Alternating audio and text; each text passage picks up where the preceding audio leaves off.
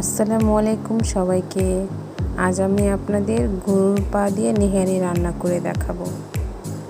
প্রথমে আমি গরুর পাগুলোকে ভালো করে পরিষ্কার করে নিয়েছি এবং এর মধ্যে 2 কাপ পরিমাণ পেঁয়াজ এবং 10-12টি আস্ত কাঁচামরিচ নিয়ে নিয়েছি।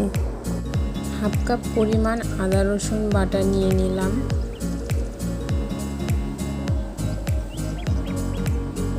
পরিমাণ মতো লবণ দিয়ে দিলাম।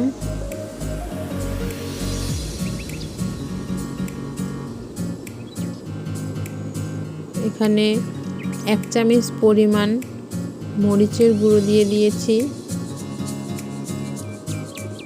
কিছু আস্ত গরম মশলা, 5-6টি এলাচ, দারচিনি এবং 3-4টি তেজপাতা দিয়ে দিলাম। এখন এখানে আমি হাঁড়ির মধ্যে পুরো হাঁড়ি ভরে পানি দিয়ে দিব। পানি দিয়ে ভালো করে নেড়েচেড়ে মিশিয়ে চুলায় বসিয়ে দিব।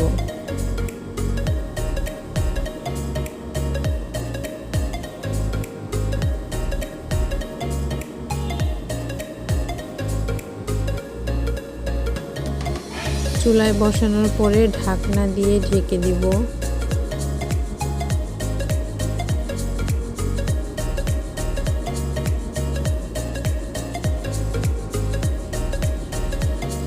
কিছুক্ষণ পর যখন বলক চলে আসবে ভালো করে, তখন জালটা একদম লোতে দিয়ে ঢাকনা দিয়ে ঢেকে দিব এবং ঢাকনা দিয়ে ঢেকে আমি 3 ঘন্টা পর্যন্ত চুলায় বসিয়ে রেখেছিলাম।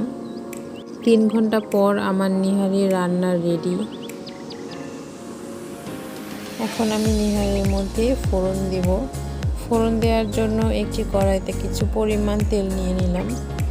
বেশি পরিমাণ তেল নেব না, কারণ নিহারিতে যথেষ্ট পরিমাণ তেল রয়েছে। এখানে 1 কাপের মতো রসুন কুচি এবং পেঁয়াজ কুচি দিয়ে ভালো করে লাল করে ভেজে নেব।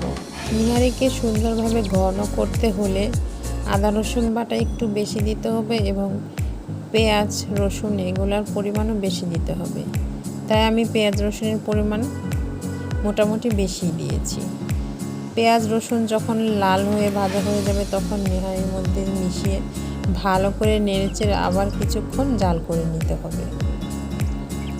কিছুক্ষণ জাল করার পরে আমার রান্না রেডি হয়ে গেছে। আমার রান্না যদি আপনাদের ভালো লেগে থাকে তাহলে আমার পেজে লাইক, কমেন্টস, শেয়ার করবেন এবং ফলো বাটনে ক্লিক করবেন। আল্লাহ হাফেজ।